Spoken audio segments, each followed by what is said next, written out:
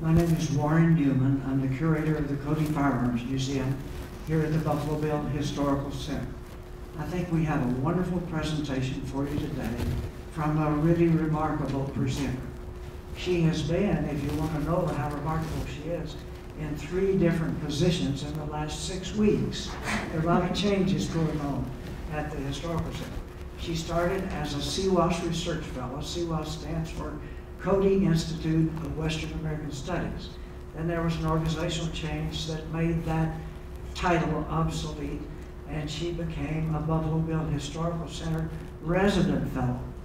And then she became, as she came into closer association with the Firearms Museum, a Cody Firearms Museum intern.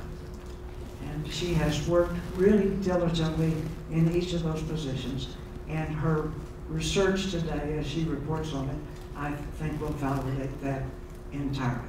Her name is Ashley Lynn Lebinsky, and I think you will really enjoy the time that you spend here with her.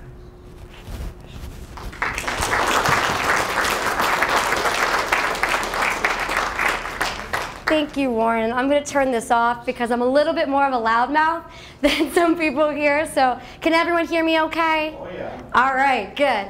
So the title of today's presentation is Unloading the Six-Shooter, Disassembling the Glamorization and Demonization of Firearms in the Arts. I kind of came into this whole topic as an avid theater goer, movie goer, and I became incredibly fascinated how the same object, in this case a loaded firearm, can be perceived and experienced so differently by audiences when placed in different media and different settings. So I kind of got the idea of how did this all happen, and so I came out to Cody to explore specifically the Western side of it. And what I've discovered is that I've opened Pandora's box. I was excited to have an hour, but I realized I could probably go on for days with what I have, but I've condensed it today for you. I'm going to focus in 2 genres, Westerns. I'll briefly mention some of Buffalo Bill's Wild West, but for the most part I'll focus on Western film and Western television, and also the American dramatic theater, specifically focusing on the realism movement in America. I'll briefly mention frontier plays, but for the most part I'm focusing on popular American plays in America, not necessarily American playwrights, but surrounding an American theme. I want to do 2 housekeeping warnings before I get started today, and one is that there may be some loud sounds during this presentation, so I wanted to give you guys ample time, ample warning for that. The other is I ran across many times in my research that there is one thing. When firearms are in the vicinity, people seldom look elsewhere. And since I have 6 sitting on the stage right here, I did want to acknowledge them in the hopes that you guys might listen to me for the rest of the presentation. I will go into more detail on them later, but I want to assure you they are unloaded and they are used for educational purposes, so they are 100% safe. So with that, I will go to my next slide. I was thinking before this presentation how exactly I can explain the experiences that audiences go through, and I realized that as an audience yourself, I would just let you kind of experience that. So I've got 2 clips for you today. I had a little advertisement glitch with my clips earlier, so I have to pull them from the internet. The first is from the television show Gunsmoke that was on CBS from 1955 to 1975. It started off as a radio show, then progressed to the television. And this is a 1962 opening, and I don't really think it needs any further ado. It's pretty self-explanatory. So if you'll just give me 1 second, I will pull it up.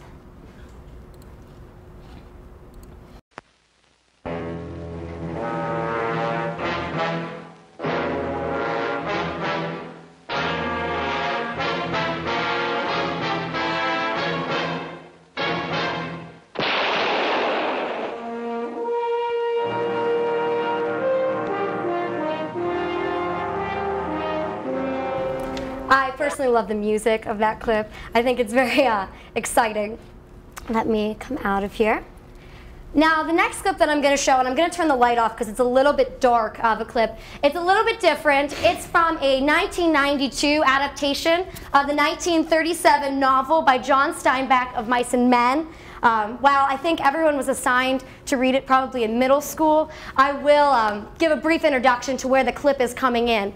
Of Mice and Men follows two men during the Great Depression era, George and Lenny. George is a smart, witty, kind of short-tempered man, and Lenny is your lovable, big character who has limited mental capacities.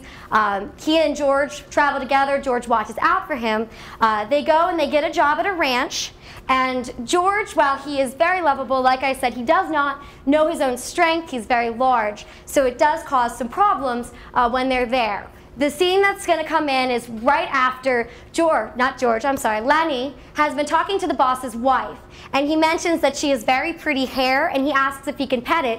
She says yes, but soon panics. When she panics, he tightens his grip, and he accidentally breaks her neck. Being afraid, Lenny flees, and the boss finds out. The boss goes into the place where George and the other workers are living, and he declares what's happened, and one of the other workers declares that his gun is missing. So afraid that Lenny is on a tyrannical raid, they decide to go after him. The problem is, they don't know where he is, but George does. So the clip that we're coming in is when George finds Lenny. Lenny is played by the balding John Malkovich in this version, and let me pull that up for you. I don't know. I like it here.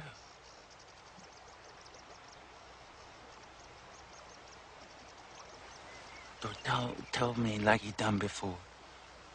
About them other guys and about us.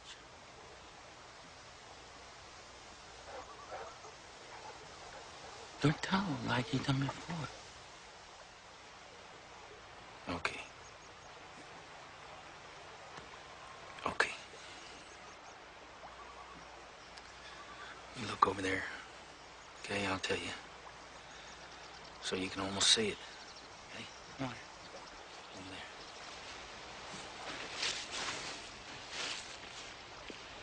there. Okay? Over there. Okay.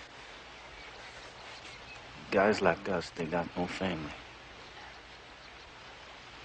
And they ain't got nobody in the world that gives a hoot in hell about them. But not us. That's it, George. But not us. Tell about us now. Not us. Because? Because I got you. And I got you, George. That's what that gives a hoot in hell about us. George, but tell now how it's gonna be. We're gonna get a little place. Okay. Yeah, we're gonna get a little place, and we're gonna have a cow, some pigs. We're gonna have maybe a chicken. Down the flat, we'll have a little field. The alfalfa for the rabbits. The rabbits. And I get to tend the rabbits. And the rest of that scene does go into a little bit of overacting, so I did stop it. Now, these two scenes are evoke completely separate emotions, but the one thing that I was kind of fascinated by was that they both feature a loaded firearm, and they both feature someone getting shot. But you have two completely separate emotions towards it. In the Gunsmoke clip, you get very excited from the music, from the building of Matt Dillon. It's very exciting.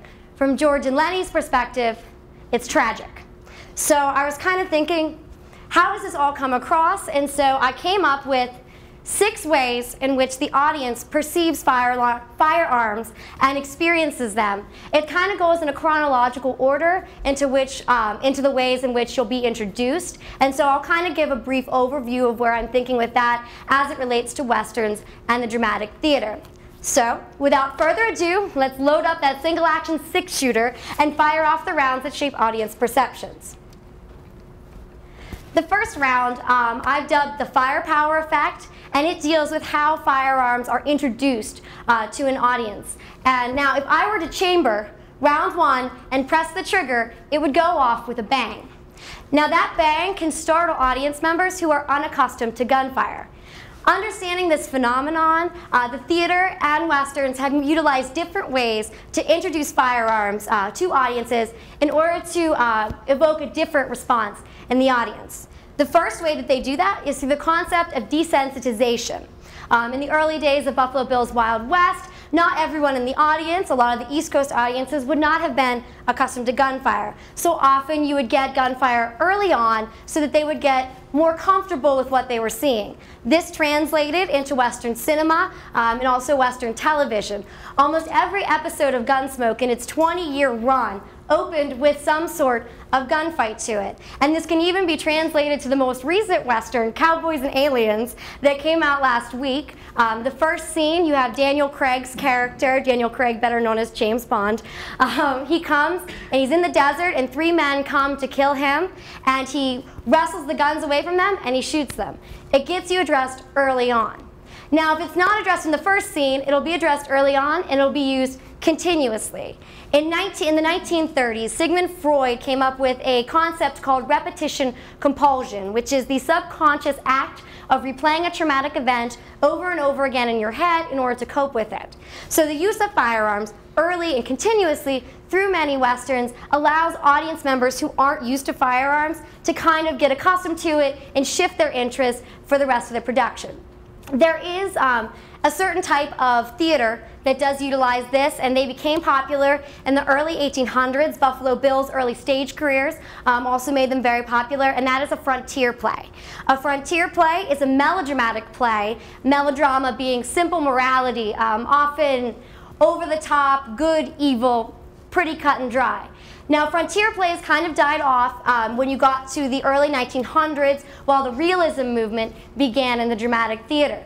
But there is still a branch of theater today that focuses in the Western, and in 1992, playwright Robert Schenken produced Kentucky Cycle, which is 9 one-act plays about the American West. And I can tell you from looking at the stage manager's notes, they have about 15 pages that go back and forth about firearms coming here, coming out there, and so it really does go with that desensitization factor. But this branch of theater is kind of different from a lot of dramatic theater that you get. A lot of dramatic theater does reject this concept of desensitization. It started as an urban legend in the Royal Shakespeare Company in the early days that there was a warning notice posted in the lobby that said, "Firepower will be used during this demonstration, during this show." Now, there is no history to corroborate whether that happened, but that urban legend in the theater community has grown to a legal record that most theater companies have to subscribe to. Certain states have different laws that follow it, but a lot of states require that if you have gunfire in your production, you have to place a warning notice in the lobby to warn the audience, because that way they can decide if they want to stay. Now, this sounds great, and this sounds like a great way to warn people who might not be accustomed, but it also plays a different role, and that is to make people nervous who might not be accustomed to gunfire. It makes you nervous when you go in because you don't know when it's going to go off, who's it going to go off on. It brings a lot of questions. And then that anxiety that gets built also gets portrayed through another technique that they use on the stage called Chekhov's gun. Chekhov was a playwright who became famous for saying, "One must not leave a loaded gun on stage unless one intends to use it." Basically meaning you can't just have a gun sitting on the stage, because people who aren't used to guns will look at it and go, well, why is that there? Is it loaded? Is it going to go off on someone? And it really does build all this anticipation. Chekhov's gun as well is a foreshadowing tool. I'll give an example of Mice and Men. There is a reference to a Luger earlier in the play, film, novel. It's been adapted many times. And they reference it because 2 characters are talking about an older dog that one wants to put down, and the one character who owns the dog says, well, you don't even have a gun. Well, the guy who has the gun says, well, the hell I ain't, I got a Luger. The Luger reappears to shoot the dog a little bit later, and then obviously it reappears at the end of the production.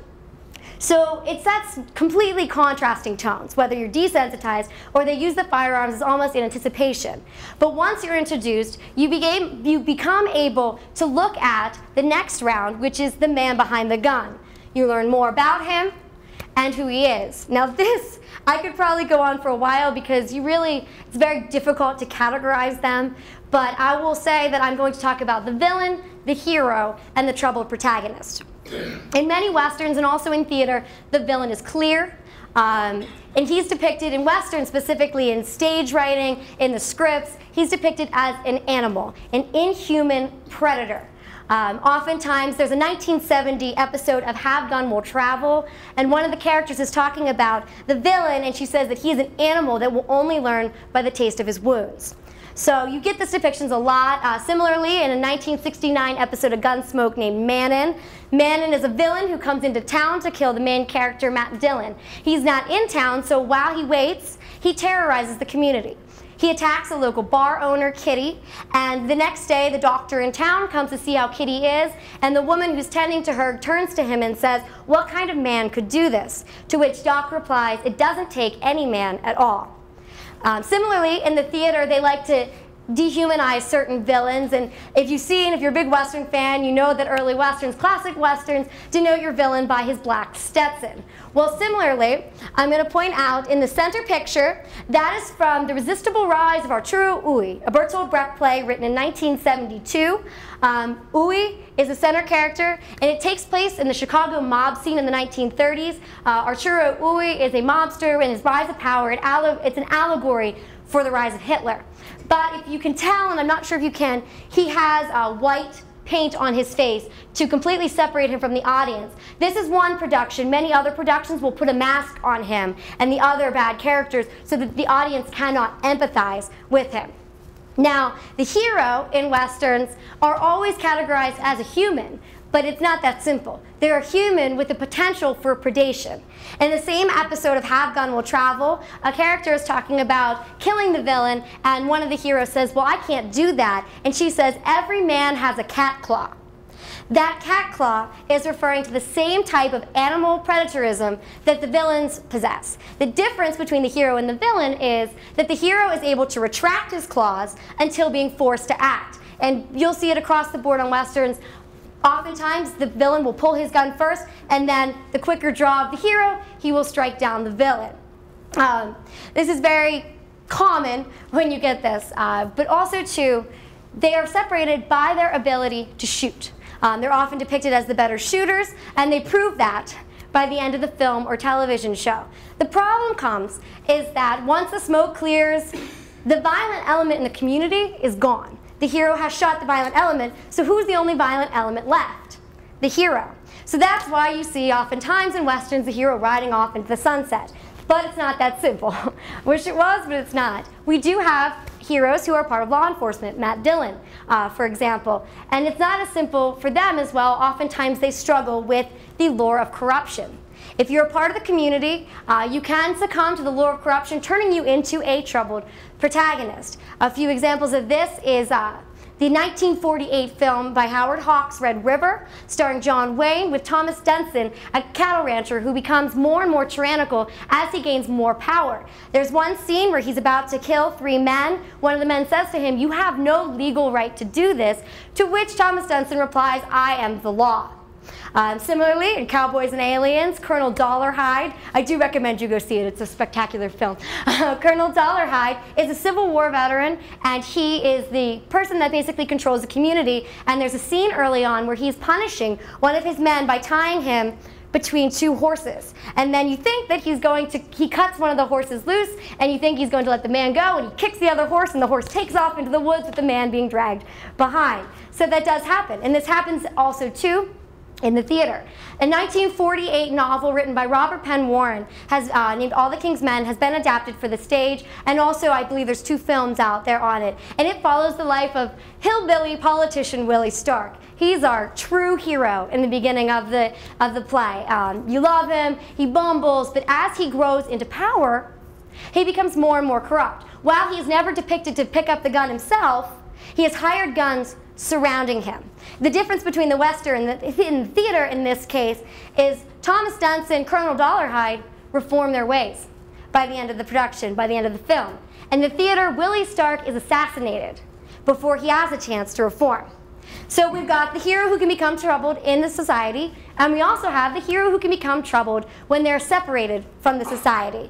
The 2 examples for that is Gunbelt, a 1953 production. Billy Ringo hangs up his firearms for family. He becomes troubled when he realizes that his ability to shoot is always going to separate him from society. On another note, this is from another production of Mice and Men in the Corner. Our troubled protagonist George has the opposite effect. He is forced to pick up a firearm and shoot someone in order to remain a part of society. So if you can kind of get the feeling, these people are really different. But the one conscious thing that pulls them together is that they make the choice to pick up a gun and shoot it. Which brings me to my third round, cheating the shot. Now this round is a very interesting round because firearms have been cast in many different roles over the years when it comes to how they're used. So I've come up with a few different roles that I'll talk about. There's a workshop for actors that you can take that's a 6-hour workshop on just this round. So I'm giving you the Reader's Digest version. The first role is safety. Safety is incredibly important in both the theater and in the film. Oftentimes you have a designated firearms master who is in charge of handling the guns, making sure they're safe, making sure they're locked up, and making sure they get to the appropriate person when it's needed. The firearms master will be in charge of a couple of different types of firearms. This is the general policy. There are so many different state laws for everything and different laws in the country that I won't go into it, but this is the general rule of thumb. If you don't need to fire the firearm on stage in a particular scene, you use a rubber prop. The rubber prop is that firearm right there. I think it looks incredibly realistic, so I found that picture very fascinating. The other thing is if you need to fire it, you have a couple of options. The first is a blank firing gun. The blank firing gun comes in two sorts. You have something called an open barrel, which will emit a wad, or a closed barrel, which has a plug with a little crack in it so that a gas can emit. Both, however, are still considered dangerous. So when you are aiming it at an actor, you never point it directly at them. You point it to the left or the right, cheating the shot. Also, too, something that comes in blank firing guns, and I find this really interesting because there have been cases of accidents happening and malicious things happening on stage. Blank firing guns are now equipped with a restricted cylinder. Each chamber, if you can see at the end, has a restriction so that no live ammunition can actually be loaded into the firearm. The next role that firearms are cast in is kind of a complicated role, and that's the role of accuracy. I don't know if any of you have seen a cop show where the cop's walking around with his finger on the trigger. It's clearly something that we can learn from. And the first thing I want to mention is that theaters usually don't subscribe to using one specific type of firearm. For example, a Luger is mentioned in Of Mice and Men, Browning's in The Irresistible Rise of Arturo Ui, and I just blanked on it, but Smith & Wessons are in All the King's Men. So you use a lot of them, but not every theater company has the money to have a specific gun that needs to be used. For an example, the Luger is actually really hard to come by in the theater world. There was only one really good cast, and it has gone mysteriously missing. So oftentimes, if you have a show in the 1900s, you'll replace it with an automatic handgun, like this Colt 45. This is a 1911. It's pretty simple to teach an actor to use. This has a trigger release right here. If you were using a 22 caliber automatic, it might have the European model, which would have a release for the magazine here. Comes out, you load 7 45 caliber shots, stick it in, you move the slide back, you get it set up, and you gently put your hand on the trigger to release. Pretty simple to teach an actor to use. So they do replace it, although they do it on purpose and they do it by accident as well. If I had kept the clip of Mice and Men rolling further, you would have seen George dropping a revolver. So it does happen in many different media. Now, while the theater doesn't specifically subscribe, if you're a Western fan, you could probably guess the two firearms I'm about to mention that have become almost iconic. And that is our good old Model 1873 Colt Peacemaker, 45 caliber. Very simple to use. It is a single action revolver. Single action referring to what the trigger does. It does one action. You must cock the hammer in order to pull the trigger, fire. A double action, you'd be able to cock the hammer and emit the projectile all with the trigger. It's very simple. You load it. To load it, you have to put the firearm at half cock. That's half the way there. Rotates the cylinder clockwise. When you're ready to shoot, you pull the hammer back further, you get into position, and you line up your sights, and you pull the trigger. Pretty simple.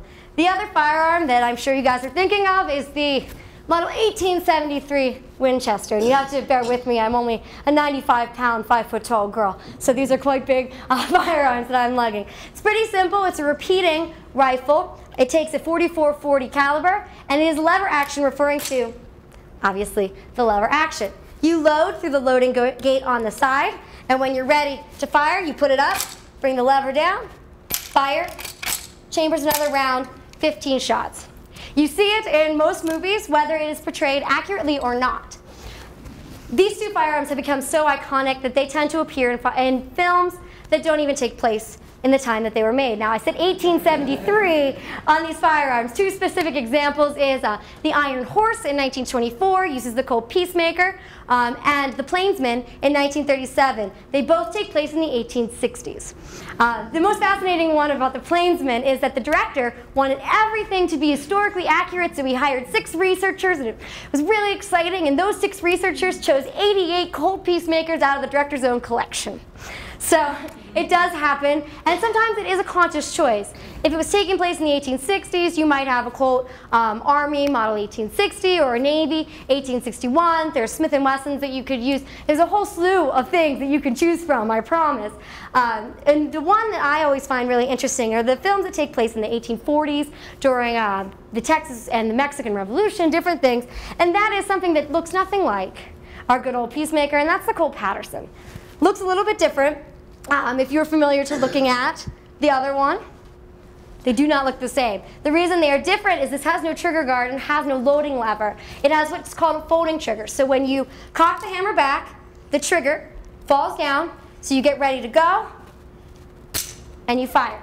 Looks a lot different, so I like to point that out. Now, we all know Winchester is the gun that won the West, according to Winchester.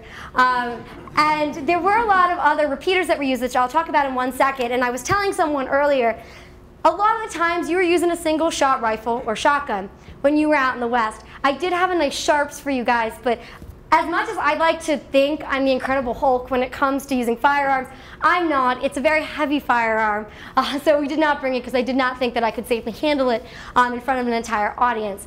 But a single shot Buffalo rifle, as some of them are called, there's also the 1873 trapdoor Springfield, a whole slew of things that you can use. Sometimes they were better for a longer range. The barrel, it was heavier, it could often hold a heavier caliber, so that when you were aiming it, it would be a lot more accurate because your barrel wouldn't have as much movement when you fired it.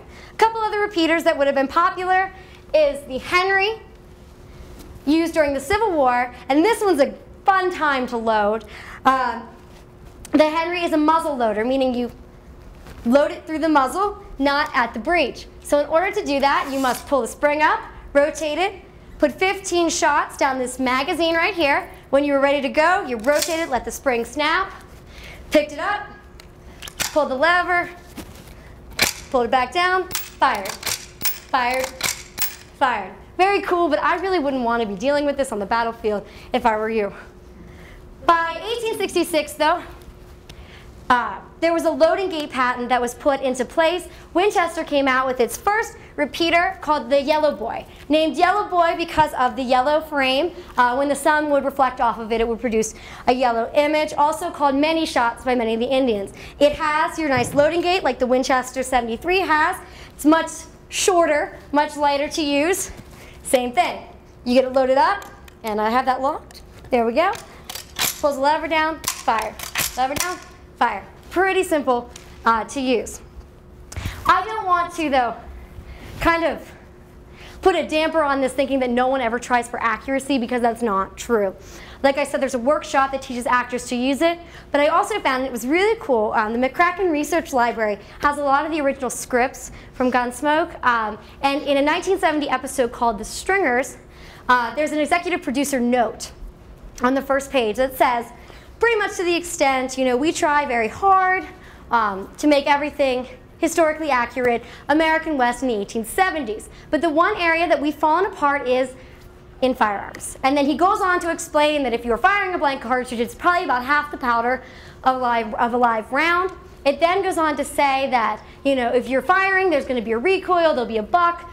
And he goes on to explain that it is the actor's responsibility to handle live ammunition, and if he's not, he has to talk to someone who has so that he can simulate it correctly.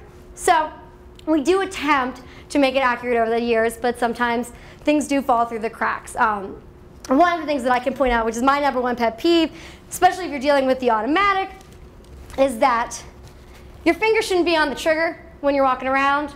And I'm being motioned to come forward so that I don't put the shadow. A lot of the times you'll see a lot of cop shows where they walk around like this. Probably not the safest thing if you have the slide back and you're ready to fire. The other two, one of the other roles that the firearm plays is the role of glamorization and demonization. I'll speak briefly on demonization because it's kind of self-explanatory when you go to a theater. What I mean by that, it's almost the sense that you've not been desensitized, so you can almost feel the presence of a firearm before you look up and see it on stage. Oftentimes, they will symbolically hurt their victim with the firearm. They will have one. Oftentimes, it is painted black when you see it on the stage. And sometimes, you don't even see it. You just hear the sound. And it kind of keeps you in suspense. You're not exactly sure what to make of that. Now, Westerns do a little bit different of a thing. And I mean, let's be honest, if you've seen a Western, it looks pretty cool. The two techniques that I'm talking of are the Quickdraw, which our gunfighter in the front could probably demonstrate really well. The theory behind it is that you hook your thumb on the hammer, and the weight of the leather holster will cock it back. You put your finger on the trigger, you let go. The other technique that you see is fanning. Fanning is when you hold your finger on the trigger and you slap the hammer. Now, I'm not the best at doing this, but if you can tell, the barrel moves. So, it's not the most accurate thing you might want to be doing if it's life or death. But I do want to point out that it is possible. The sports of cowboy action shooting have proven it possible, and there have been several tests to prove the effectiveness of these firearms. In the 1876, the Army conducted a test on 3 different revolvers. From 50 yards, they were able to fire 5 shots of the Colt Peacemaker in a 14.1-inch diameter circle. Smith & Wesson #3 American revolver was able to do the same distance, same 5 shots, in a 19.6-inch diameter circle, and the 1875 Remington was able to do the same in a 18.5-inch diameter. So it is possible to have it pretty accurate. In 1898, a similar test was conducted on the Colt Peacemaker. At 50 yards, it was accurate within 24 inches, and the most impressive is at 100, it was accurate within 38 inches. And I know that sounds big, but revolvers were not meant for long-distance shooting. I mean, it would have been in more of a showdown thing that you see.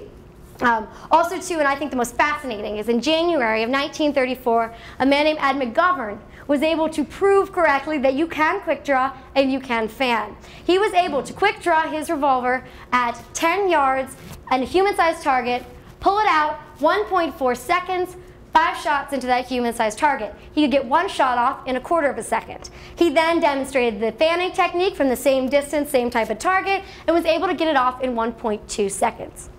So, it definitely is possible, but for most of us laymen out here, I would like to refer you to the Winchester Safety Handbook in 1938 that states this: leave Wild West stunts to the shade of the old bad men who probably never pulled them.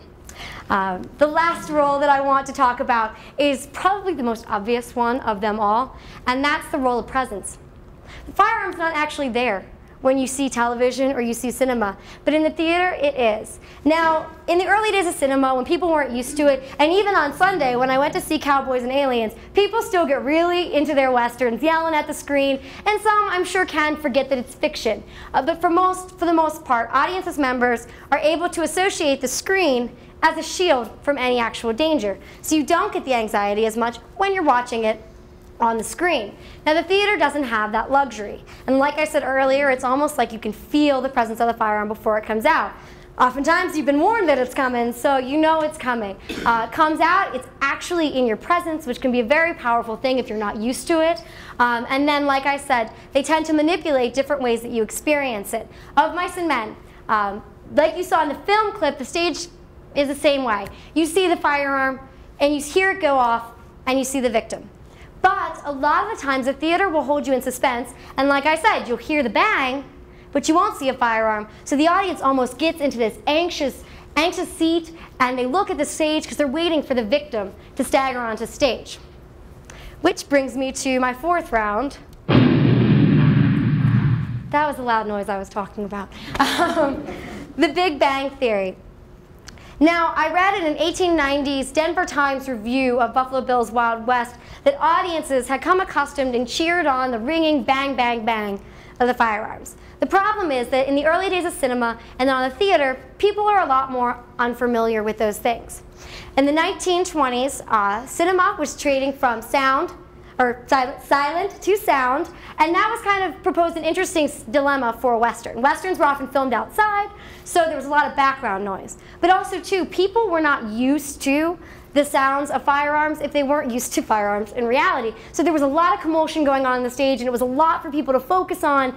So between 1928 and 1930, Westerns offered, you could go to the film, you could go to the theater and get a silent film, you could get a sound film, or you could have the choice of both for the same film. In 1928, there were two films, Western films, Land of the Silver Fox and Big Hop, that experimented for the first time with sound, using music tracks and sound effects afterwards. By the 1930s, they were using full sound, and audiences were very accustomed to it. Now, the theater, a little bit different of a story. And I can tell you these aren't the most scholarly of sources, but if you read reviews and blogs, especially of people who go to the theater, something you will come across time and time again is that the sound makes people not even want to go. I read in The Guardian, which is a UK newspaper that's online, there was a review of a theater that talked about when he saw the warning notice, he sat there in suspense of the ear-splitting, heart-juddering pop. And that's what a lot of people experience. There's other noise that can menace you.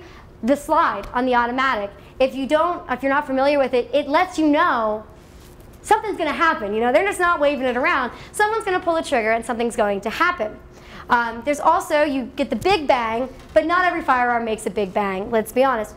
The Bertolt Brecht's Resistible Rise of Arturo Ui features Brownings, submachine guns, and oftentimes in the script, in the actual stage directions, it vocalizes and turns it almost into a musical sound of a rat-tat-tat. There's nothing really more menacing when you think about, oh, a rat-tat-tat, when Arturo Ui's men are killing a wall full of people. So it's kind of an interesting play that you get with the sound. And like I said, sometimes you just hear it, you wait for the victim to come out. Which brings me to the next thing, a vanishing victim. And I'm going to come out, and I want to play the Gunsmoke clip again. And this time, I want you to focus on, let me see, replay. I want you to focus on the victim and the situation, and not on Matt Dillon. I know he's great to look at, but let's focus on the victim.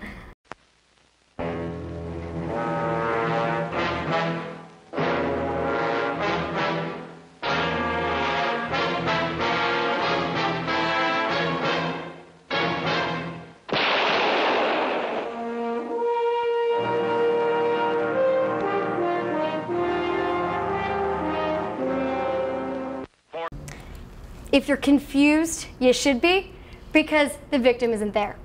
And this was a common theme in a lot of early Westerns. Like I said, the villain is often clear. But in order for the audience to not empathize with him as he goes from villain to victim, he usually grabs his shoulder, falls down, vanishes from the screen in the early days of Westerns. And this isn't a bad thing. A failure of empathy is able to teach the audience between simple morality, good versus evil. I found it very interesting, and again, Cowboys and Aliens, I was watching Daniel Craig's character claims he's been shot to one of the other characters, and the character replies, well, only two people get shot, a criminal or a victim. Found it very interesting that they didn't even consider the criminal to be a victim after he's shot. He's still just a criminal.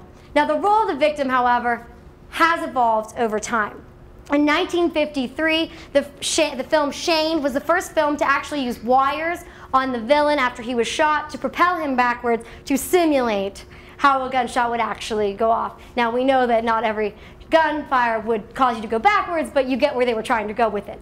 Actors, too, in that time have announced that they were trying very hard to emulate how a victim would actually react. In the 1950s, 60s, and 70s, you get the emergence of the adult Western, a little bit more of a somber feel. Gunsmoke, Have Gun Will Travel, it comes a lot. The one that I found very poignant was in High Chaparral, an episode called Spokes.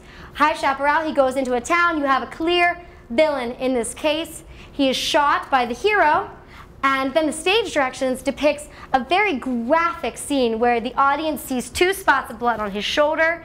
He is succumbed by pain. They roll him over, and he is saturated in blood. So a lot different image of the victim by the time you get to those time periods. And the image of the victim that you see and the violence that surrounds the victim allows the audience to witness consequence and question the justifiability of the hero. And in a lot of Westerns, the justifiability is still there. You know, it's still the bad guy, he's still shot. But in certain cases, it's not considered justifiable. You come into that play with all the king's men.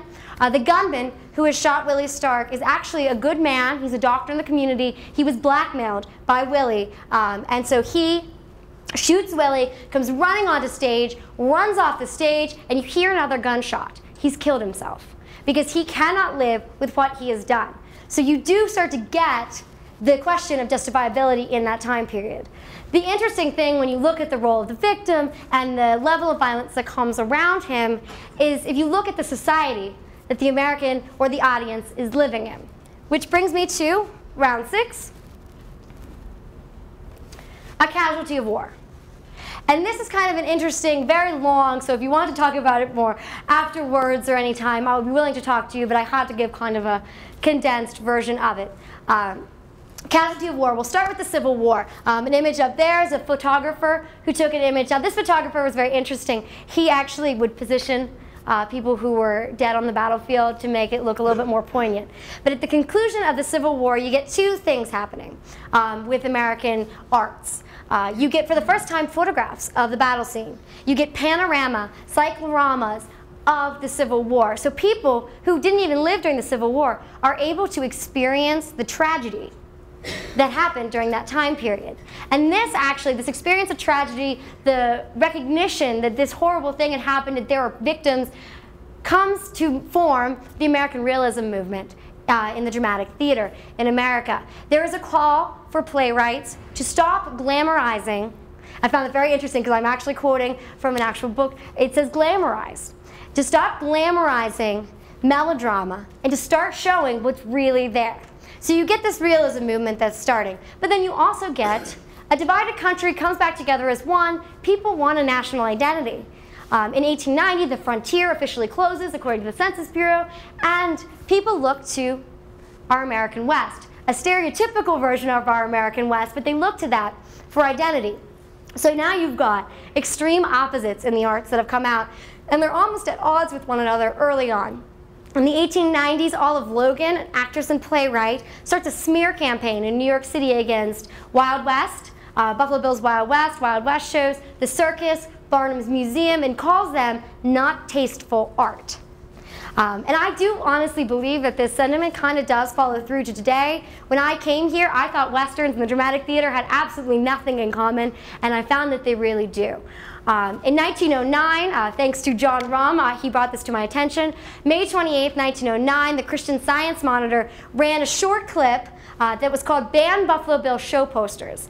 And it says, it's very short, it says, Buffalo Bill's poster describing the great train robbery in which guns and knives are described has been banned by the Patterson Billboard Company. I find this very interesting because it shows you that the presence of firearms, the presence of this violence is still considered by some people to not be tasteful and should not be shown. But at the conclusion of 2 world wars, the Western starts to take on a new image. After this, people look to Hollywood to escape from everything that's happened after World War I and World War II. Because if they go to the theater, they are getting the same type of graphic, realist violence. The problem is that they come to the Western and they do see our hero with some of his stereotypical swagger, but he's different. 2 specific references, Red River, 1948, that I mentioned earlier, and also in 1953, High Noon. High Noon is an allegory for the House Un-American Activities Committee and the way in which Hollywood was being treated. It follows a character who is trying to help a community that really doesn't want his help. At the end, he ultimately gives up, throws down his badge, and steps on it. Some people categorize this as an anti-Western, but it starts to develop themes that mirror some of the things you see on the stage, Bertolt Brecht's Resistible Rise of Arturo Ui, All the King's Men, and they also, for the first time, are eerily mirroring things that are going on in reality. The rise of Hitler, Louisiana politician Huey Long is what Willie Stark is based off of. So you start to get this realism that's coming out in the Western as well. Also, too, you're getting your classic Westerns, director John Ford, incredibly famous. After World War II, he follows a photographer and sees some realities of what happens in war, and he becomes incredibly jaded by American society. And so his movies become more and more, I almost say, Shakespearean in torment. Technically, critics would like to say that My Darling Clementine in 1946 with Henry Fonda is the first example of John Ford's adult Western. He denies this. But if you look at Who Shot Liberty Valance, one of the last films that he does, they're incredibly demented almost in their perversion of the hero and his psychological problems. One other film, The Searchers, the main character allows the love of his life to marry his brother, and they get kidnapped, and his niece gets kidnapped. So he goes on this raid. He gets kidnapped by Indians. So he goes to kill all the Indians. He gets there, and he realizes that his niece is married an Indian, and now he wants to kill her. So you get this kind of just Shakespearean torment in your hero. And these inner torments of your hero are reflecting onto the actual cinema. The increased level of violence starts to appear. And by the time you get to the Vietnam War, it's the first time you're seeing images of war on the television, but you're also seeing images of violence on Gunsmoke. In a 1969 review of the Los Angeles Times, it declares that Gunsmoke is known for violence, the quick, sudden kind that can make the viewer queasy. And at this same time, viewers are starting to question how much is too much when it comes to firearm use and violence. And at this point, and it's actually very interesting, in countless books that I read on Westerns, it is the time when the two terms firearm use and violence become synonymous and interchangeable. As you start seeing the increased level of violence on the film, on the television, in war, you also start getting media portrayals that start to kind of amp up the level of firearm violence that you see, and you start getting protests. 1971, a performance artist named Chris Burden does a very interesting video. It's called Shoot. He stands around, there's an audience around him, and he has a friend who is a skilled marksman shoot him in the arm in front of an audience, and it is recorded. No one in the audience tries to stop him because they believe it is a show. And this it questions his sanity of wanting to be shot, but it also kind of shows the audience's role as spectator for the first time. I found a very poignant cartoon, which I was not able to show you, but I'll give you a description of it. It was in the Village Voice in 1972. It was a Jules Pfeiffer political cartoon. It has a woman sitting in a theater watching a Western movie, and she says this: "In the good old days, you went to see the movies, and you saw the bad guys brutalize, terrorize, and murder, and the good guys catch them and kill them, and that's entertainment. Nowadays, you go to the movies to see the good guys brutalize, terrorize, and murder, and the bad power structure brutalize, terrorize, and murder the good guys, and that's what you call art." And I find that very interesting. Found that to be a very interesting statement. I'm sure Olive Logan would have been rolling over in her grave to see that someone was calling a Western art in that sense. But you start to get this. And a lot of people have said that the Western has died off over the years. I don't agree with that. I think that it is starting to make a comeback. I mean, Cowboys and Aliens has had incredible success. Despite FBI statistics that firearm violence has gone down in the past 10 years, the statistics that they have had a chance to start getting almost exploited and satirized on stage and also on screen. This spring, in 2011, playwright Teresa Rebeck, she was a playwright for NYPD Blue. She became very famous on Broadway. She came to the University of Delaware, where I am actually a student at, and wrote a play specifically for the theater company there called Oh Beautiful. She was taking from the statistic that says that more than 50% of suicides are from firearm use. Not by the owner of the firearm, but by someone in the household. She wrote Oh Beautiful. It is a satirization of a gun-toting nation.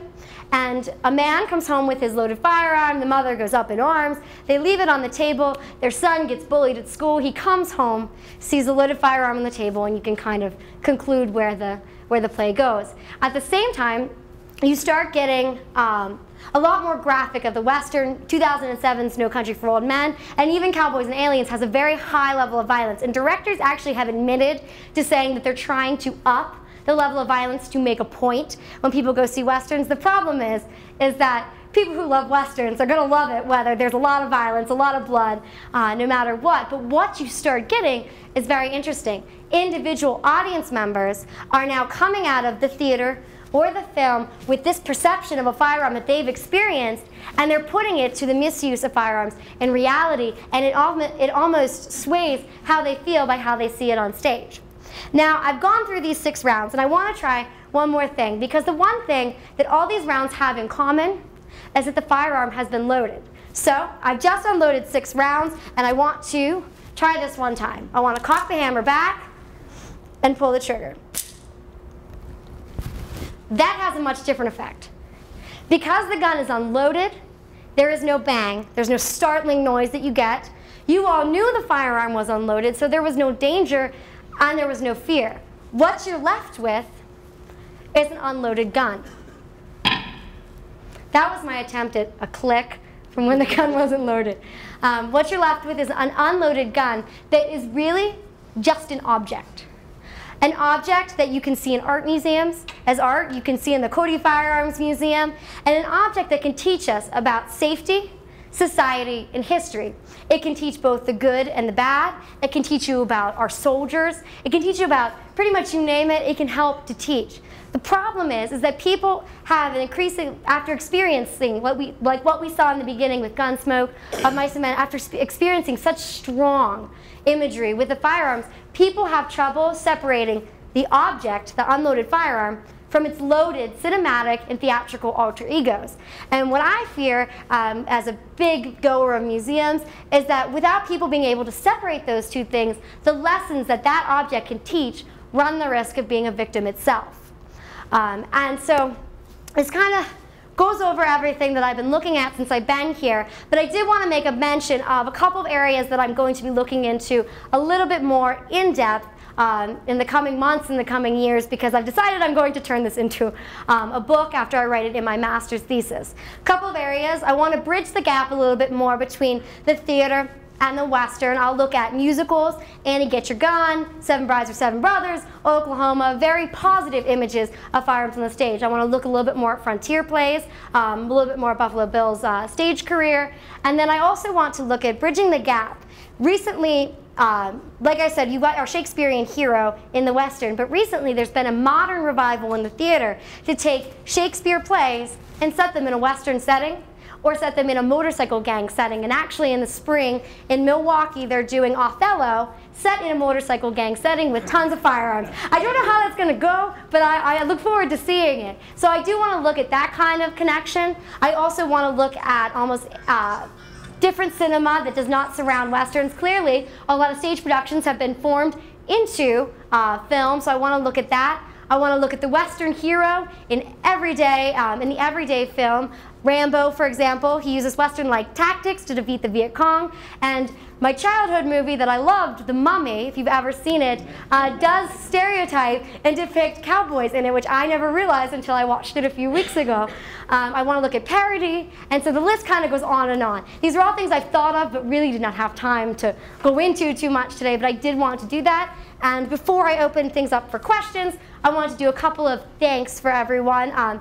Specifically, the place I lived for almost 4 weeks, the McCracken Research Library, they were absolutely terrific in getting me resources and scanned images. It's just been great. I want to thank Warren, of course, and the Cody Firearms Museum. Without their Hollywood gun exhibit, I never really would have had inspiration to apply and come out here. John Rom has been very helpful with the Buffalo Bill Museum, and the list goes on and on, so you can read it.